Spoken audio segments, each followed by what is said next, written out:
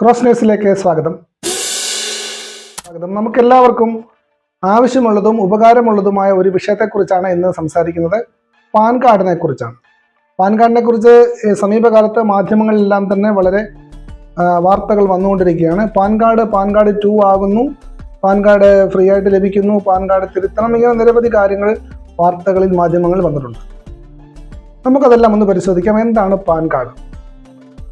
Pan card ഒരു വ്യക്തിക്ക് എന്തിനാണ്, പാൻ കാർഡിന്റെ ഉപയോഗങ്ങൾ എന്തൊക്കെയാണ് എന്ന് ആദ്യം നോക്കാം. പാൻ കാർഡ് എന്ന് പറയുന്നത് പെർമനന്റ് അക്കൗണ്ട് നമ്പർ എന്നാണ് പാൻ കാർഡിന്റെ പൂർണ്ണ രൂപം.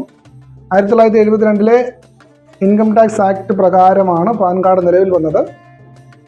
പാൻ കാർഡ് ഒരു വ്യക്തിയുടെ ഐഡന്റിറ്റി രേഖയാണ്, തിരിച്ചറിയൽ രേഖയാണ് പാൻ കാർഡ്. അതിൽ ഒരു വ്യക്തിയുടെ ഫോട്ടോ ഉണ്ടാവും, പേരുണ്ടാവും, ജനനത്തീയതി ഉണ്ടാവും, അച്ഛൻ്റെ അമ്മയുടെ പേരുണ്ടാവും, ഫോട്ടോയോടൊപ്പം സൈൻ കൂടി ഉണ്ടാവും. ഇതാണ് ഇപ്പോൾ ഉള്ള ഒരു പാൻ കാർഡ്. ഇതിൽ അഡ്രസ് രേഖകൾ പാൻ കാർഡിൽ നമുക്ക് കാണുവാൻ സാധിക്കുകയില്ല. എന്നാൽ പാൻ കാർഡിന് അപേക്ഷിക്കുമ്പോൾ നമുക്ക് അഡ്രസ് പ്രൂഫ് നമ്മൾ കൊടുക്കുന്നുണ്ട്. ആർക്കൊക്കെയാണ് പാൻ കാർഡിന് അപേക്ഷിക്കാൻ സാധിക്കുന്നത്? ഏതൊരു വ്യക്തിക്കും, ഇന്ത്യൻ പൗരനായ ഏതൊരു വ്യക്തിക്കും പാൻ കാർഡിന് അപേക്ഷിക്കുവാൻ സാധിക്കും. അതിന് പ്രായപരിധിയില്ല. ജനിച്ച 56 ദിവസം കൊണ്ട് പാൻ കാർഡ് കിട്ടിയ ആയുഷ് രഞ്ജനാണ് ഏറ്റവും ആദ്യമായിട്ട് പാൻ കാർഡ് ലഭിച്ച പ്രായം കുറഞ്ഞ കുട്ടി. പാൻ കാർഡിന് പ്രായപരിധിയില്ല, ഏത് പ്രായക്കാർക്കും പാൻ കാർഡ് എടുക്കാം. പാൻ കാർഡ് എടുക്കുന്നതിന് നമുക്കൊരു ജനനത്തീയതിയുടെയും ID പ്രൂഫിൻ്റെയും ആവശ്യമുണ്ട്. ആധാർ വന്നതിന് ശേഷമാണ് കുട്ടികൾക്ക് ID പ്രൂഫ് ഉണ്ടായത്. മാതാപിതാക്കളാണ് പാൻ കാർഡിന് അപേക്ഷിക്കുന്നത് കുട്ടികൾക്ക് വേണ്ടി. 18 വയസ്സ് കഴിഞ്ഞതിന് ശേഷം മാത്രമേ ഒരാൾക്ക് സ്വന്തമായി പാൻ കാർഡിന് അപേക്ഷിക്കാൻ സാധിക്കുകയുള്ളൂ. എന്നാൽ പാൻ കാർഡ് അവരവരുടെ പേരിൽ തന്നെയാണ് ലഭിക്കുന്നത്. കൊച്ചുകുട്ടികൾക്കും അവരുടെ പേരിൽ തന്നെയാണ് പാൻ കാർഡ് ലഭിക്കുന്നത്. എന്നാൽ അപേക്ഷിക്കുന്നത് മാതാപിതാക്കളാണ് എന്ന വ്യത്യാസം മാത്രമേ ഉള്ളൂ. 18 വയസ്സ് കഴിഞ്ഞതിന് ശേഷമായിരിക്കും അവരുടെ ഫോട്ടോ പാൻ കാർഡിൽ ഉണ്ടാവുക. 18 വയസ്സിന് മുമ്പ് പാൻ കാർഡ് എടുക്കുന്ന എല്ലാവരും 18 വയസ്സിന് ശേഷം അവരുടെ ഫോട്ടോയും സിഗ്നേച്ചറും പാൻ കാർഡിൽ അപ്ഡേറ്റ് ചെയ്യേണ്ടതുണ്ട്. പാൻ കാർഡ് എന്താണെന്ന് മനസ്സിലായി. പെർമനന്റ് അക്കൗണ്ട് നമ്പർ എന്നതാണ് പാൻ കാർഡ്. അത് 1972 ഇൻകം ടാക്സ് ഭേദഗതിയോടുകൂടിയാണ് പാൻ കാർഡ് നിലവിൽ വന്നത്. ഇനി പാൻ കാർഡിൻ്റെ ഉപയോഗങ്ങൾ എന്തൊക്കെയാണ്? പാൻ കാർഡ് നമ്മൾ എന്തിനാണ് ഉപയോഗിക്കുന്നത്? സാമ്പത്തിക ഇടപാടുകളിൽ പാൻ കാർഡ് ആവശ്യമാണ്. പാൻ കാർഡ് നൽകിക്കൊണ്ട് മാത്രമേ സാമ്പത്തിക ഇടപാടുകൾ നടത്തുവാൻ സാധിക്കുകയുള്ളൂ. 20,000 രൂപയിൽ കൂടുതൽ ട്രാൻസാക്ഷൻ നടത്തണമെന്നുണ്ടെങ്കിൽ പാൻ കാർഡ് ബാങ്കുകാർ ചോദിക്കും. 50,000 രൂപയിൽ അക്കൗണ്ടിൽ ഡെപ്പോസിറ്റ് ചെയ്യണമെങ്കിൽ നിർബന്ധമായും പാൻ കാർഡ് ഉണ്ടായിരിക്കണം. ഈ പരിധി കാലാകാലങ്ങൾ റിസർവ് ബാങ്ക് മാറ്റാറുണ്ട്. വരുമാനത്തിൻ്റെ അടിസ്ഥാനത്തിൽ എല്ലാ വ്യക്തികളും ഗവൺമെൻറ്റിന് ടാക്സ് കൊടുക്കണം. ഈ ടാക്സ് കൊടുക്കുവാൻ നമുക്ക് പാൻ കാർഡ് ആവശ്യമാണ്. ഇൻകം ടാക്സ് റിട്ടേൺ ഫയൽ ചെയ്യുക എന്നാണ് പറയുന്നത്. ഈ ഇൻകം ടാക്സ് റിട്ടേൺ ഫയൽ ചെയ്യുന്നതിന് നമുക്ക് പാൻ കാർഡ് അത്യാവശ്യമാണ്. നിലവിൽ ഒരാളുടെ വരുമാനം, പ്രതിവർഷത്തെ വരുമാനം 3 ലക്ഷത്തിൽ താഴെയാണെങ്കിൽ ആ വ്യക്തി ടാക്സ് കൊടുക്കേണ്ടതില്ല. 3 ലക്ഷത്തിനും 7 ലക്ഷത്തിനും ഇടയിലാണ് നിങ്ങളുടെ വരുമാനമെങ്കിൽ നിങ്ങൾ 5% ടാക്സ് ഗവൺമെൻറ് കൊടുക്കണം. അതെല്ലാ വർഷവും ബജറ്റിൽ ഗവൺമെൻറ് ഈ വരുമാന പരിധി കൂട്ടുകയും ടാക്സിൻ്റെ നിരക്കിന് വ്യത്യാസപ്പെടുത്തുകയും ചെയ്യാറുണ്ട്. പാൻ കാർഡ് ഇല്ലാതെ നിങ്ങൾ സാമ്പത്തിക ഇടപാടുകൾ ബാങ്കിലൂടെ നടത്തുകയാണെങ്കിൽ നിങ്ങൾ കൂടുതൽ നികുതി കൊടുക്കേണ്ടി വരും സർക്കാരിന്.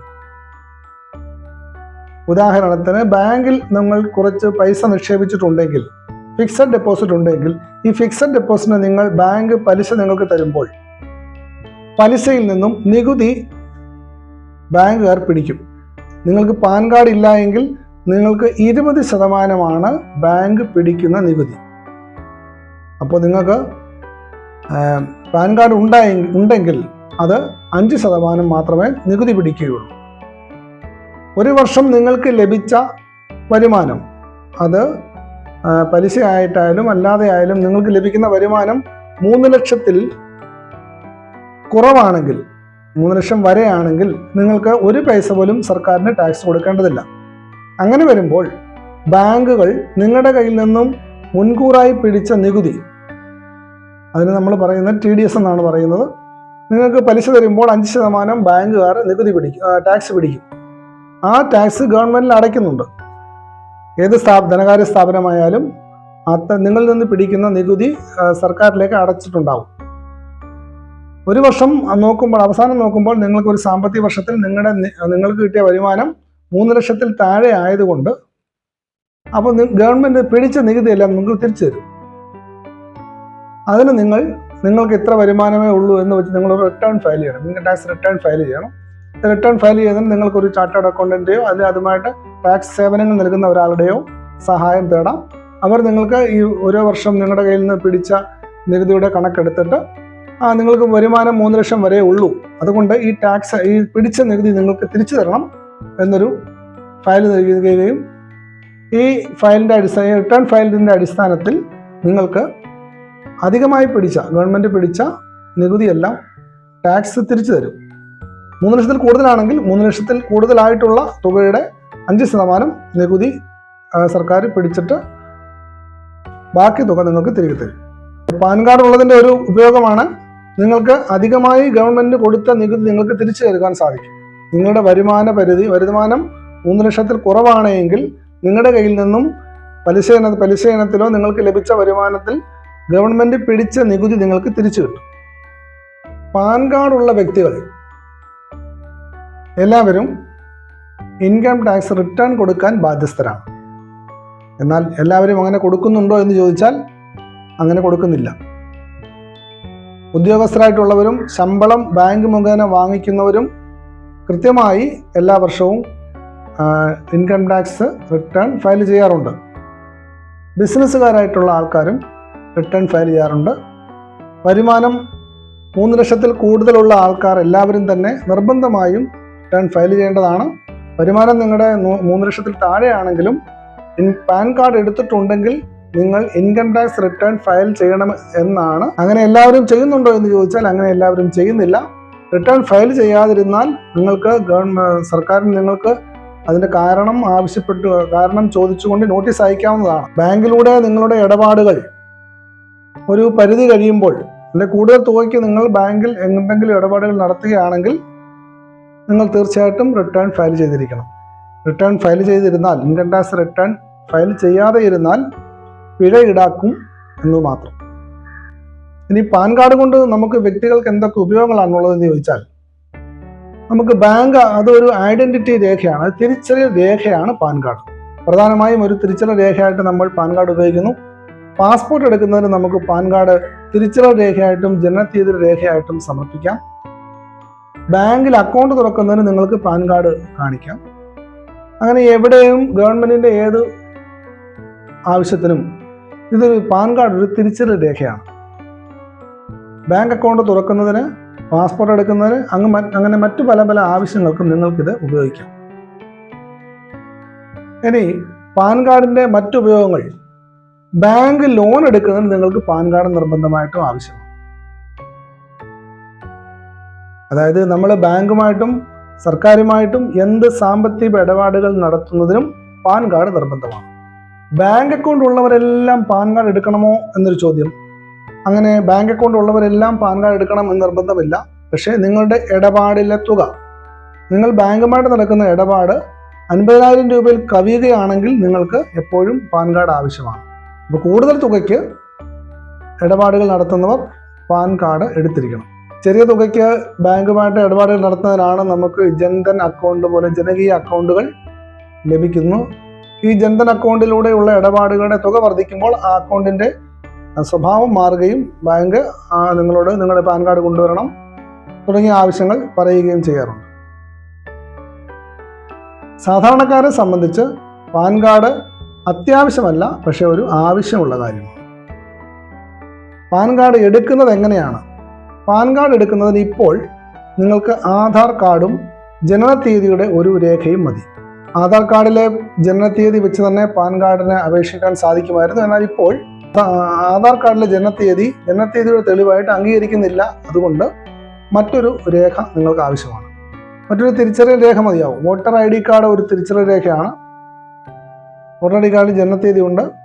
എന്നാൽ അതല്ലാതെ കൂടെ നിങ്ങൾക്ക് ആവശ്യം വേണ്ട ജനനത്തീയതി രേഖകളെന്ന് പറയുന്നത് ബർത്ത് സർട്ടിഫിക്കറ്റ് ആണ്, അല്ലെങ്കിൽ നിങ്ങളുടെ SSLC സർട്ടിഫിക്കറ്റ്.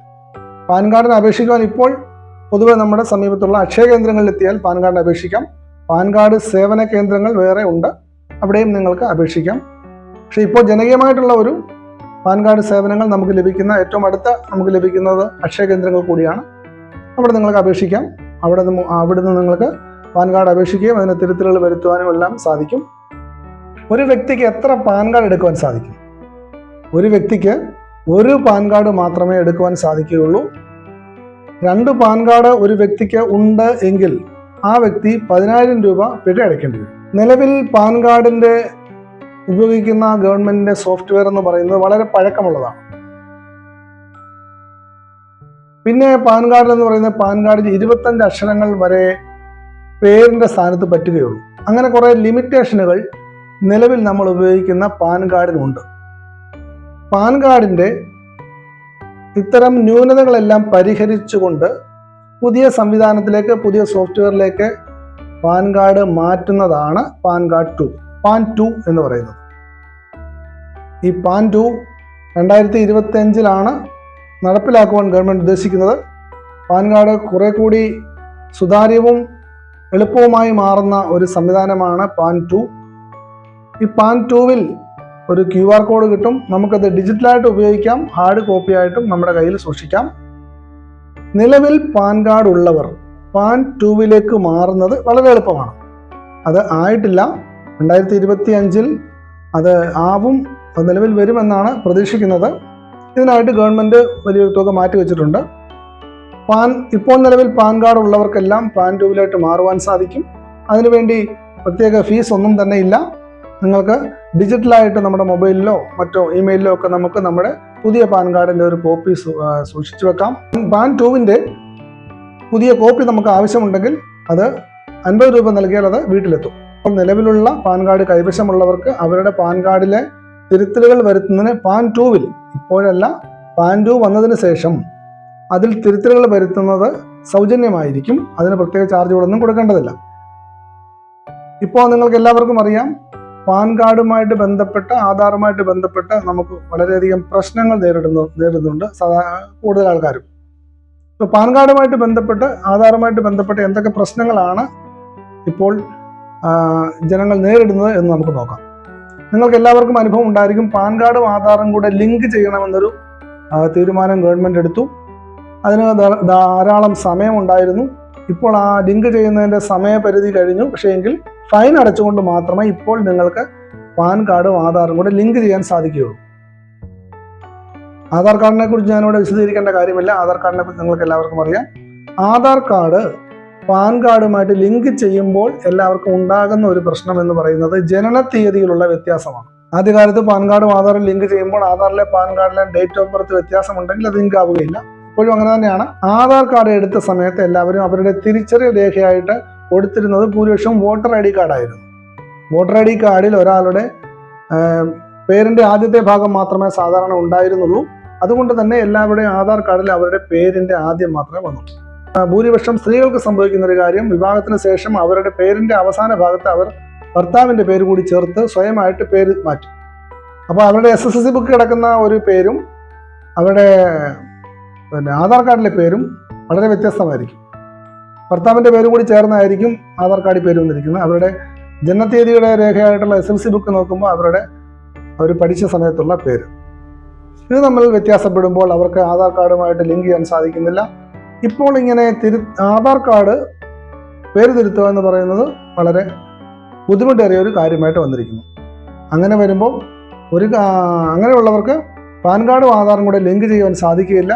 അതുമൂലം ഇപ്പോൾ അവർക്ക് ബാങ്കുകളിൽ നിന്ന് വളരെയധികം ബുദ്ധിമുട്ടുകൾ ഉണ്ടാകുന്നു.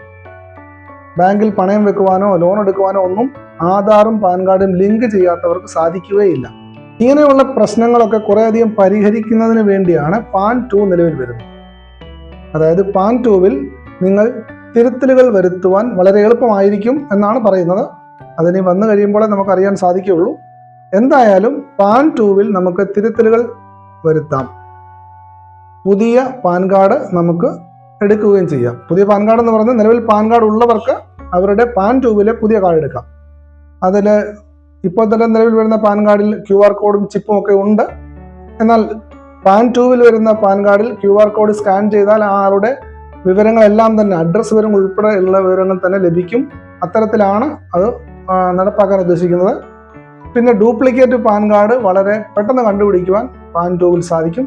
ഇപ്പോൾ ഒരാൾ പാൻ കാർഡിന് അപേക്ഷിക്കുമ്പോൾ ഡ്യൂപ്ലിക്കേറ്റ് പാൻ കാർഡ് കണ്ടുപിടിക്കാൻ സാധിക്കുന്നില്ല എന്നൊരു പ്രശ്നം ഉണ്ടെന്ന് തോന്നുന്നു.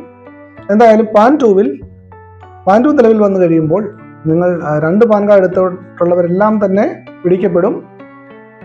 നിങ്ങൾക്ക് നിലവിൽ 2 പാൻ കാർഡ് കൈവശമുണ്ടെങ്കിൽ അത് നിങ്ങൾക്ക് ഒരു പാൻ കാർഡ് നിങ്ങൾക്ക് സറണ്ടർ ചെയ്യാം. സറണ്ടർ ചെയ്യുന്നതിന് വലിയ നൂലാമാലകളൊന്നും തന്നെ ഇല്ല. അപ്പോൾ നിങ്ങൾ ഫൈൻ അടിക്കുകയൊന്നുമില്ല. സറണ്ടർ ചെയ്യാതെ നിങ്ങൾ 2 പാൻ കാർഡ് ഉപയോഗിച്ചാലാണ് നിങ്ങൾക്ക് ഗവൺമെൻറ് 10,000 രൂപ ഫൈൻ അടിക്കുന്നത്. അതുകൊണ്ട് 2 പാൻ കാർഡ് കൈവശമുള്ളവരെല്ലാവരും തന്നെ ഒരു പാൻ കാർഡ് സറണ്ടർ ചെയ്യണം. പാൻ കാർഡിൽ തെറ്റുകളുള്ളവർ തിരുത്തുവാൻ ശ്രമിക്കുക. തിരുത്തിയെങ്കിൽ മാത്രമേ അത് കൊണ്ട് ഉപയോഗമുള്ളൂ. നിങ്ങൾക്ക് പാൻ കാർഡിലെ ഫോട്ടോ മാറ്റാം, സിഗ്നേച്ചർ മാറ്റാം, അഡ്രസ്സ് മാറ്റാം. പാൻ കാർഡിലെ എന്ത് വിവരങ്ങളും നിങ്ങൾക്ക് തിരുത്താം. പക്ഷേ അതിനാവശ്യമായ രേഖകൾ ഉണ്ടായിരിക്കണം എന്ന് മാത്രമേ ഉള്ളൂ. പാൻ കാർഡ് നിങ്ങൾക്കൊരു തലവേദനയല്ല. എന്നാൽ പാൻ കാർഡ് തലവേദനയായി മാറാതിരിക്കണമെങ്കിൽ നമ്മുടെ മറ്റു രേഖകളുമായിട്ട് പാൻ കാർഡ് ഒത്തുപോകണം. ജനനത്തീയതിയും പേരും പാൻ കാർഡിൽ ഉള്ളതുപോലെ തന്നെ ആയിരിക്കണം നിങ്ങളുടെ മറ്റു രേഖകളും ഉണ്ടാവേണ്ടത്. ബർത്ത് സർട്ടിഫിക്കറ്റിലെയും തിരിച്ചറിയൽ കാർഡിലെയും ആധാർ കാർഡിലെയും പാൻ കാർഡിലെയും പേരും ജനനത്തീയതിയും എല്ലാം ഒരുപോലെയാണെങ്കിൽ നിങ്ങൾക്ക് സർക്കാരുമായിട്ടുള്ള ഇടപാടുകളിലും മറ്റു കാര്യങ്ങളിലും ഒന്നും യാതൊരു പ്രശ്നങ്ങളും ഉണ്ടാവാതെ മുന്നോട്ട് പോകാൻ സാധിക്കും. നിങ്ങളുടെ പേരും ജനനത്തീയതി വിവരങ്ങളെല്ലാം തന്നെ എപ്പോഴും കൃത്യമായി സൂക്ഷിക്കേണ്ടത് അത്യാവശ്യമാണ്. സംസാരിച്ച വിഷയമെന്ന് പറയുന്നത് പാൻ കാർഡുമായിട്ട് ബന്ധപ്പെട്ടാണ്. പാൻ കാർഡ് എന്താണെന്ന് നിങ്ങൾക്ക് മനസ്സിലായി. പാൻ കാർഡ് ആർക്കൊക്കെ എടുക്കുവാൻ സാധിക്കും, പാൻ കാർഡിന് കാലാവധി ഉണ്ടോ എന്നൊരു ചോദ്യമുണ്ട്. പാൻ കാർഡിന് കാലാവധിയില്ല. പാൻ കാർഡ് ഒരിക്കൽ എടുത്തു കഴിഞ്ഞാൽ പിന്നെ ആ നമ്പർ തന്നെ നമുക്ക്, അതിന് പെർമനൻ്റ് എന്ന് തന്നെയാണ് അതിൻ്റെ പേര് തന്നെ, പെർമനൻ്റ് അക്കൗണ്ട് നമ്പർ എന്നാണ് പറയുന്നത്. പെർമനൻ്റായിട്ട് സ്ഥിരമായിട്ട് ഉപയോഗിക്കുന്ന ഒരു നമ്പറാണിത്. കാലാകാലങ്ങളിൽ ഗവൺമെൻറ് പറയുന്ന വരുമാന പരിധി അനുസരിച്ച് ഗവൺമെൻറ് ടാക്സ് കൊടുക്കാൻ നമ്മൾ നിർബന്ധിതരാണ്. ആ ടാക്സ് കൊടുക്കുന്നതിന് വേണ്ടി നമുക്ക് പാൻ കാർഡ് അത്യാവശ്യമാണ്. ഇപ്പോൾ നിലവിൽ 3 ലക്ഷം രൂപയിൽ കൂടുതൽ വരുമാനമുള്ള എല്ലാവരും തന്നെ കൃത്യമായി ഗവൺമെൻറ് ടാക്സ് കൊടുക്കണം. 3 ലക്ഷം രൂപ വരെ ടാക്സ് ഇല്ല. പക്ഷേ റിട്ടേൺ എല്ലാവരും, ഇൻകം ടാക്സ് റിട്ടേൺ, എനിക്ക് ഈ വർഷം ഇത്ര വരുമാനമേ ഉള്ളൂ, അതുകൊണ്ട് എന്ന് പറഞ്ഞ് നമ്മൾ റിട്ടേൺ ഫയൽ ചെയ്യണം. നമുക്ക് വരുമാനം, നമ്മുടെ ടാക്സ് കൊടുക്കേണ്ട ടാക്സ് 0 ആണെങ്കിലും നമ്മൾ ഇൻകം ടാക്സ് റിട്ടേൺ ഫയൽ ചെയ്തിരിക്കണം. ഇനിയും ഈ നിയമം കൂടുതൽ കർശനമാകുമ്പോൾ പാൻ കാർഡ് എടുത്ത എല്ലാ വ്യക്തികളും റിട്ടേൺ ഫയൽ ചെയ്യേണ്ടി വരും. പക്ഷേ അത് ഭാവിയിലേ ഉണ്ടാവുകയുള്ളൂ. ഉടനെ അങ്ങനെ ഇപ്പോൾ നിലവിൽ ഗവൺമെൻറ് അങ്ങനെ ഒരു കർശന നിലപാടിലേക്ക് പോയിട്ടില്ല. തീർച്ചയായും സമീപഭാവിയിൽ അങ്ങനെ ഉണ്ടാവും. അതുകൊണ്ട് നിങ്ങളുടെ പാൻ കാർഡ് സംബന്ധമായ രേഖകളെല്ലാം തന്നെ കൃത്യമാക്കി വെക്കുക, അപ്ഡേറ്റ് ആക്കി വെക്കുക. പാൻ കാർഡ് 2 നിലവിൽ വരുമ്പോൾ പാൻ കാർഡിലെ ഒരുമാതിരിപ്പെട്ട പ്രശ്നങ്ങളെല്ലാം തന്നെ പരിഹരിക്കുമെന്നാണ് വിശ്വസിക്കുന്നത്. ഇപ്പോൾ നിങ്ങളുടെ പാൻ കാർഡ് 2-ലേക്ക് മാറ്റുന്നതിന് വേണ്ടി അപേക്ഷ കൊടുക്കുവാനോ എങ്ങും പോകേണ്ട ആവശ്യമില്ല. പാൻ 2 നിലവിൽ വന്നിട്ടില്ല, അത് നിലവിൽ വരാൻ പോകുന്നതേ ഉള്ളൂ. അതിനുശേഷം മാത്രം നിങ്ങൾക്ക് പാൻ കാർഡ് സൗജന്യമായി ലഭിക്കുകയുള്ളൂ. സൗജന്യമായി ലഭിക്കുന്നത് ഡിജിറ്റലായിട്ടാണ് ലഭിക്കുന്നത്. പാൻ കാർഡിൻ്റെ ഹാർഡ് കോപ്പി വേണമെന്നുണ്ടെങ്കിൽ നമ്മൾ അതിന് നിശ്ചിത തുക കൊടുക്കേണ്ടി വരും. ഇപ്പോൾ അത് 50 രൂപയെന്നാണ് പറഞ്ഞിരിക്കുന്നത്. പുതിയ പാൻ കാർഡ് എടുക്കുന്നതിന് നിങ്ങൾ നിശ്ചയിച്ചിട്ടുള്ള ഫീസ് കൊടുക്കണം. അതിന് മാറ്റം ഇതുവരെ ഉണ്ടായിട്ടില്ല. പാൻ കാർഡ് എടുക്കുന്നതിന് വേണ്ടി നിങ്ങൾക്ക് അടുത്തുള്ള അക്ഷയ കേന്ദ്രങ്ങളുടെയും മറ്റും സേവനം തേടാവുന്നതാണ്. സ്വന്തമായിട്ട് നിങ്ങൾക്ക് വേണമെങ്കിൽ പാൻ കാർഡിന് അപേക്ഷിക്കാം. ഇൻകം ടാക്സിൻ്റെ സൈറ്റിലൂടെ നിങ്ങൾക്ക് ഈ പാൻ നിങ്ങൾക്ക് എടുക്കുവാൻ സാധിക്കും. ഈ പാൻ എന്ന് പറയുന്നത് ഇലക്ട്രോണിക് ആണ്, ഡിജിറ്റലാണ്. അത് നമുക്ക് മെയിലിലും നമ്മുടെ മൊബൈലിലുമൊക്കെ ഡൗൺലോഡ് ചെയ്ത് സൂക്ഷിക്കാൻ സാധിക്കും. ഇപ്പോൾ ഡിജി ലോക്കർ എന്ന് പറയുന്ന സംവിധാനമുണ്ട്. ഡിജി ലോക്കറിനെ കുറിച്ച് കൂടുതൽ പേർക്കും അറിയാവുന്നതാണെന്ന് തോന്നുന്നു. ഡിജി ലോക്കറിൽ നമുക്ക് ഈ പാൻ കാർഡിൻ്റെയും നമ്മുടെ എല്ലാ രേഖകളുടെയും ഒരു കോപ്പി സൂക്ഷിക്കാവുന്നതാണ്. ഡിജി ലോക്കറിൻ്റെ ലിങ്ക് നമുക്ക് എവിടെ വേണമെങ്കിലും അത് ആധികാരികമായി സമർപ്പിക്കുവാനും സാധിക്കും. ഡിജിറ്റൽ ലോകത്ത് ജീവിക്കുമ്പോൾ ഡിജിറ്റൽ ലോകത്തിലെ കാര്യങ്ങൾ നമ്മൾ കുറേയധികം മനസ്സിലാക്കിയിരിക്കണം. അത് ഉപയോഗിക്കുവാൻ നമുക്ക് ഒരു ശീലം ഉണ്ടാക്കിയെടുക്കണം. പാൻ കാർഡ് 2 എന്നിവയുമായിട്ട് ബന്ധപ്പെട്ട സംശയങ്ങൾ ഒരു പരിധിവരെ ദൂരീകരിക്കാൻ ഈ വീഡിയോ നിങ്ങൾക്ക് ഉപയോഗപ്പെട്ടു എന്ന് കരുതുന്നു. നിങ്ങൾക്ക് ഇതുമായിട്ട് ബന്ധപ്പെട്ട എന്തെങ്കിലും സംശയമുണ്ടെങ്കിൽ, മറ്റു വിവരങ്ങൾ അറിയണമെന്നുണ്ടെങ്കിൽ ഇതിൻ്റെ കമൻറ്റ് ബോക്സിൽ രേഖപ്പെടുത്തിയാൽ മതി. നന്ദി, നമസ്കാരം.